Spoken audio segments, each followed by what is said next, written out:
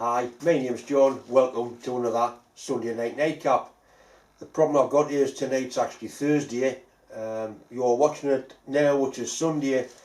So on Sunday, while you're watching this, which is now, I'll be on holiday with my wife in Rhodes. A well-deserved rest. She needs some time to sort of, some time just for the tour.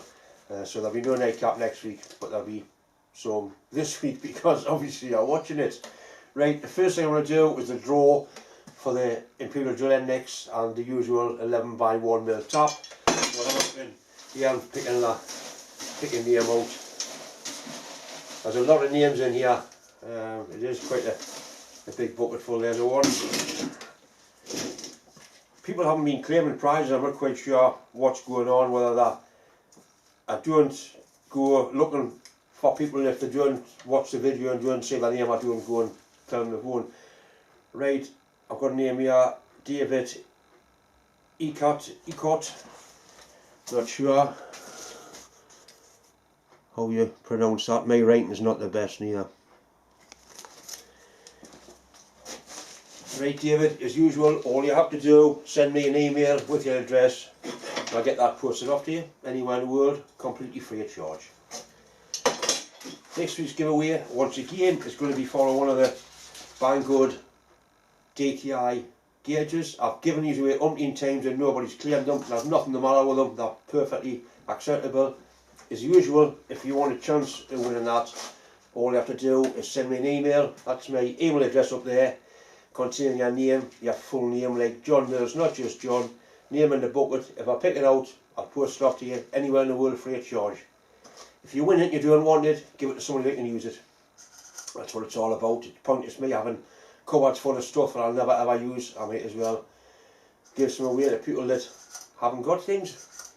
Anyway, well worth watching. Well worth winning even.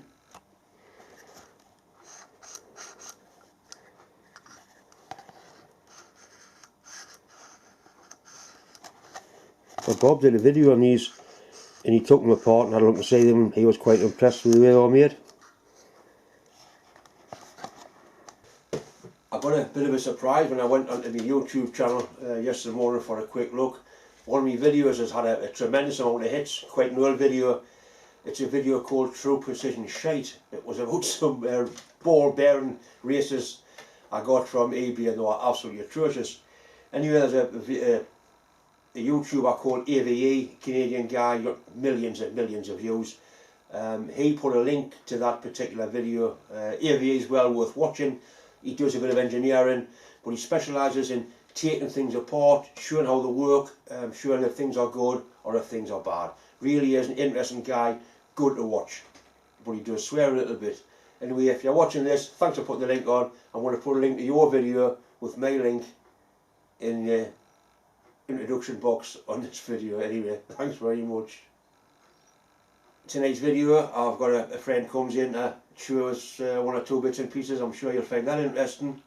I do a little bit of silver soldering. I make a pipe fitting for work and I make some little pipe fittings for a friend. Anyway, I hope you do enjoy the video.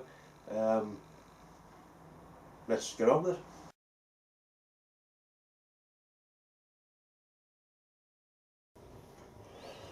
The drawing of the picture calls for 16mm. This is actually 19mm, 3/4 bar. We have to get them out of that. Let's turn it down to obviously 16mm. As usual, cool lathe, slow speed, just to get a little bit of oil on the headstock bearings. Won't do any harm at all. And then we'll crank it up.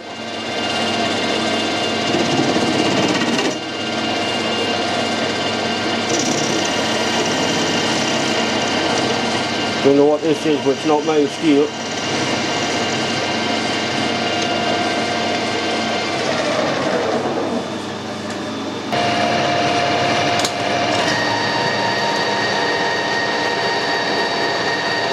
So 1.5mm cut will take it straight down to the 16. That's working well, that too.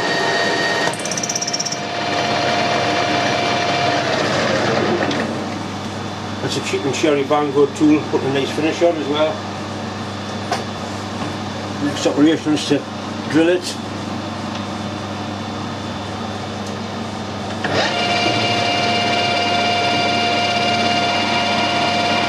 This is decent material, this.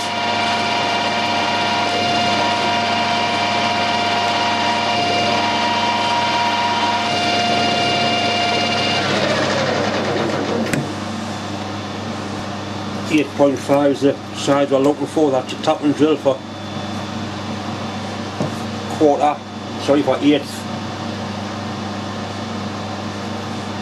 eighth pipe thread.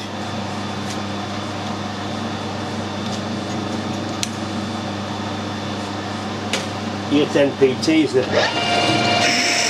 thread.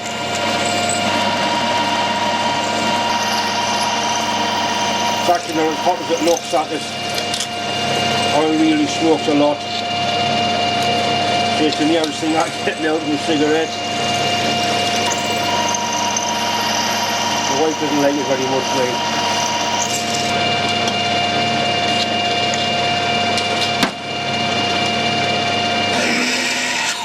So let's slow this down a little bit.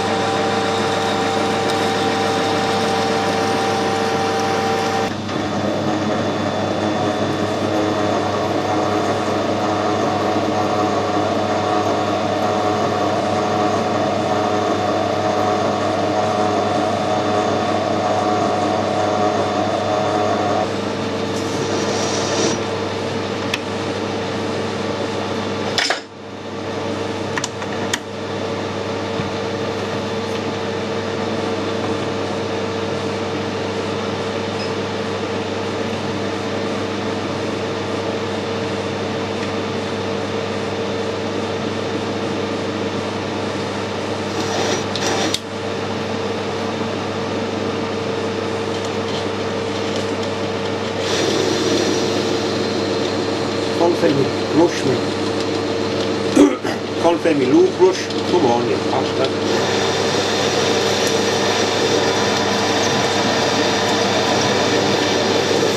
Go through more of those little brushes, the acid brushes.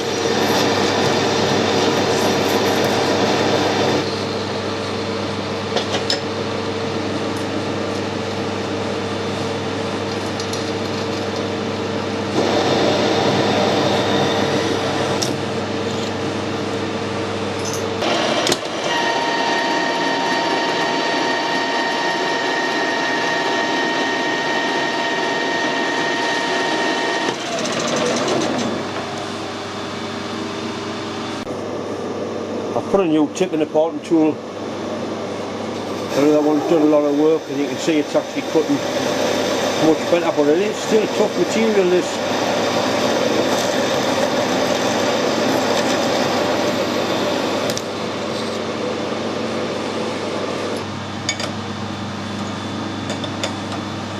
I left enough on just to be able to whisper this face. So I do think the length's all that critical, to tell you the truth. Just take the rag off it.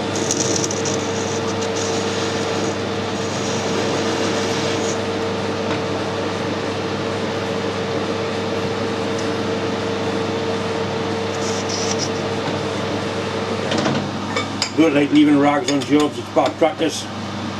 Doesn't look good, and also somebody can put their finger on it. By the time it takes to take the rags off,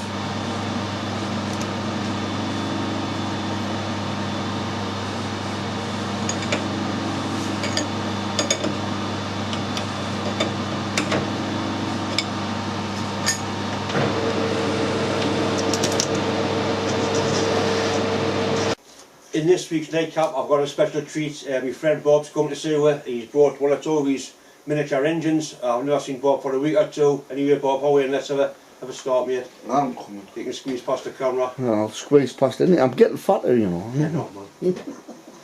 How are you doing, Hello, mate? John. Nice Nice to to see see you again. Hello, everybody. Long time no see. This is one of Bob's engines. It's a Stewart & Turner 10H. It's a Model 10, each is a horizontal. They also do a vertical one using the same basic cylinder design. Bob bought a set of castings at last year's model show, and he's been on a year building it. Well, not a year, but it's took him a year doing little bits at a time. As you can see, it's up to his normal standards. We're going to put some compressed air on and have it working. Inside the cylinder he's got an O-ring instead of a piston ring. One or two little things he's changed. He made those little, actually made those little cylinder drain valves himself. He did say he made a few until he got two that worked. He's also put a little oil reservoir there on the eccentric. Little tops on the oilers. It's all nice, but all beyond me, way too small. We'll put some compressed air on and see what it runs like. Doesn't take a lot of pressure to make it run. That's only running on 5 psi of air there.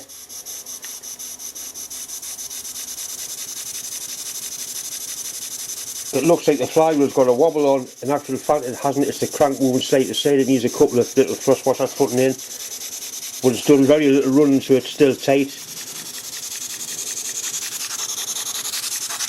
Makes all the right steam engine noises.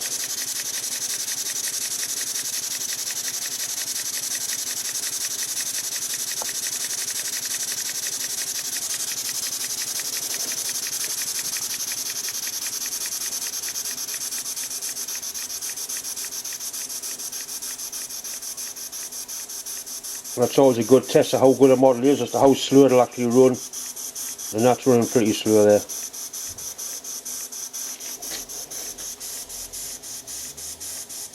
We'll put a bit more air on, give it a bit more.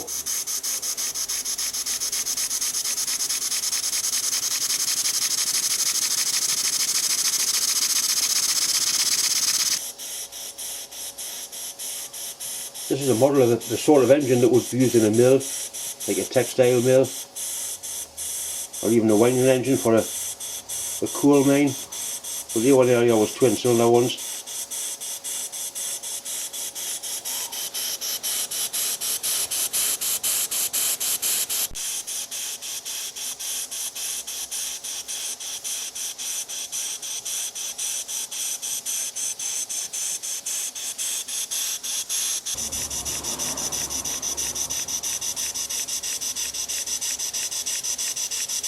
Bob's also brought this engine up to let you have a look at. It's not something Bob's built, he's actually bought it.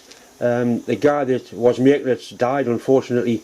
It's probably taken him a lot of years to get to this stage, but Bob will finish it and get it running, which is, it often happens with complicated models like this. Somebody puts their life into it and doesn't quite get it finished, and it's always nice that it will eventually be made to run. The workmanship on it's really good, and a lot of this will have been done hand done by file, you know, so it is a nice piece of kit.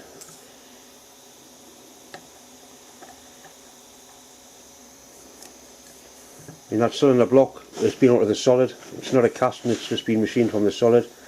There's loads of these little things on, horrible 8BA nuts and bolts, not my cup of tea at all. The Stevenson link in proper marine style has a hand wheel there for pulling the link back and forward.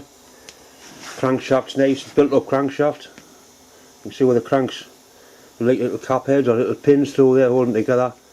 But it does feel it feels gummy, but it's nice and smooth, there's no tight spots.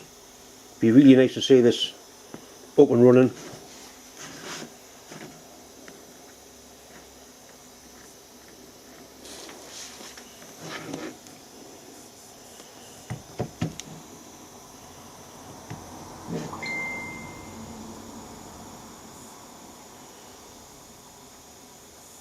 Yeah, the odd pins and the probably shrunk fit and pinned together.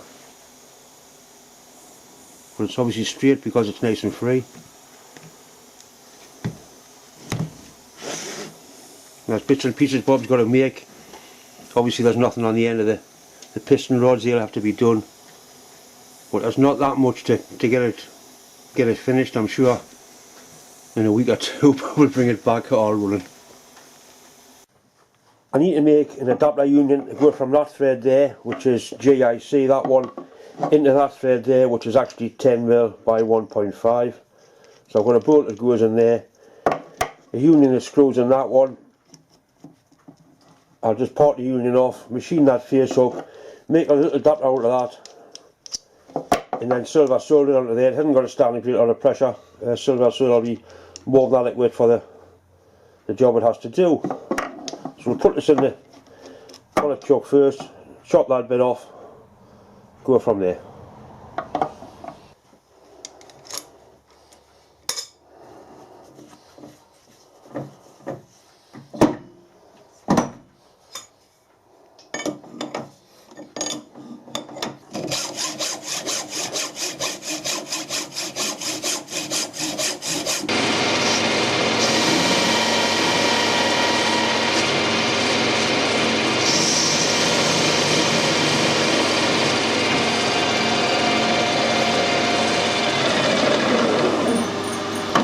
Just put a little recess in the end of here, just to locate the little fitting we're going to make, and also get a little bit more surface area for the shoulder joint to capture onto, which should do fine. A little bit deeper.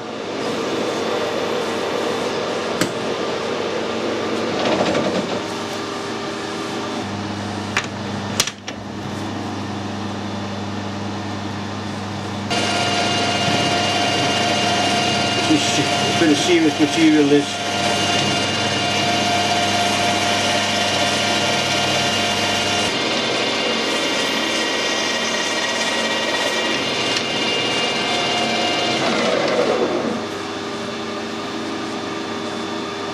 Just about there.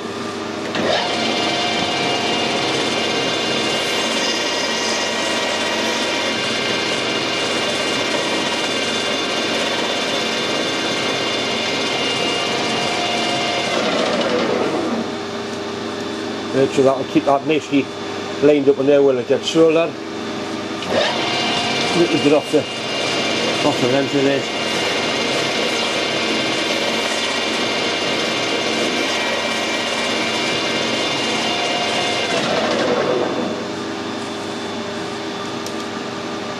Good.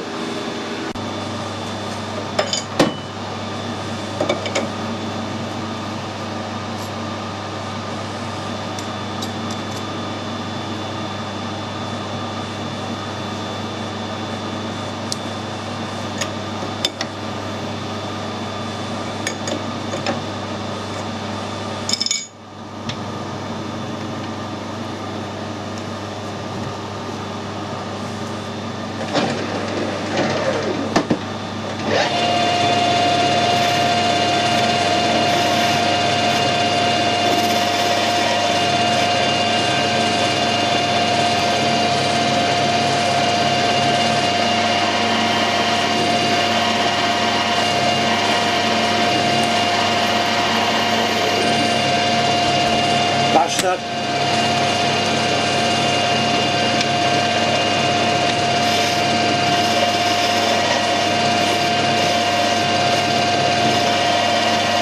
nice flat face on here. It's going to be soon onto a copper washer.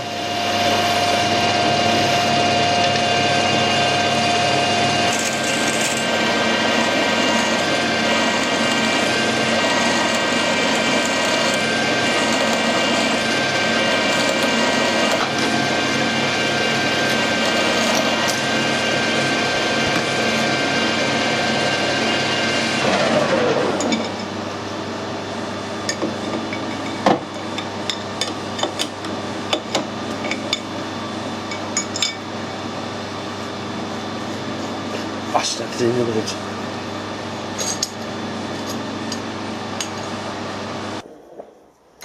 And put them in the vase just to stop it from wobbling about too much. Right, and that gets sewn into there, or braced into there.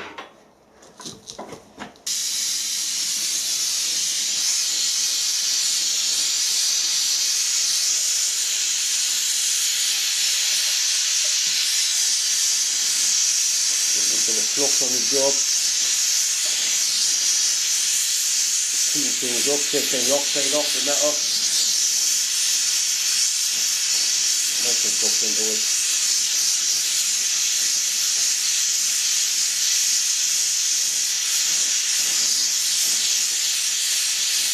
You put the heat on the big part first. This stuff runs with a dull red sort of colour.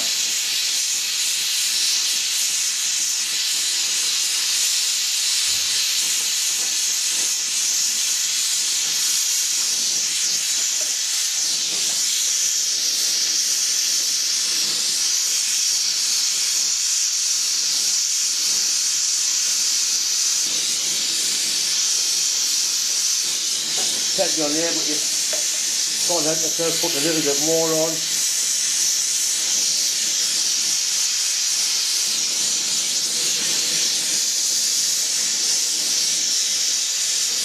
Make sure it's still in here.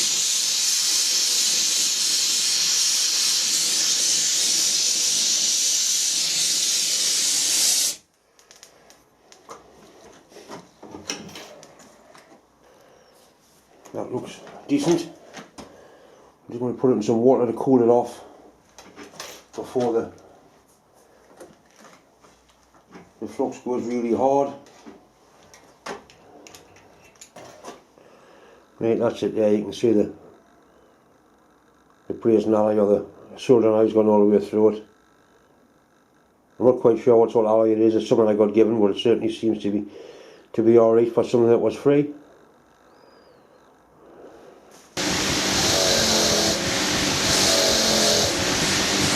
I think there's got a lot of copper in that alloy. I used to do it that way.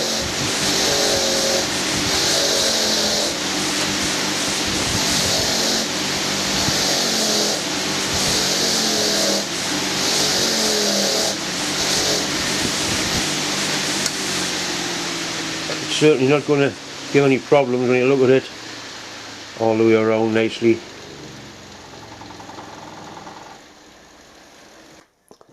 That's actually a flat face in there, and it's a flat face on here. I've got a little paper washer, which should do the job quite nicely.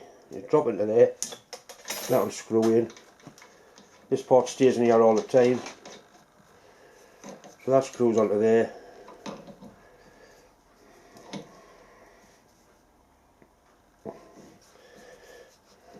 Get off, you bastard. The other end, it's got a rubber sealing, so that just screws onto there like that. So we've got what I would call a bastard connector. It goes from JIC to 10mm by 1.5. In case you're wondering, it's a connector for recharging AC systems on vehicles. Once again, it's just time to say thanks for watching, thanks for subscribing, and as usual, a massive thanks for all the well wishes that are coming in. Incidentally, I got my dad moved early on this week to his new home, and he absolutely loves it. It's been a long, drawn-out affair getting him there, but now he's in there. It was great to see him, how happy he was when he got there. Anyway, thanks for watching.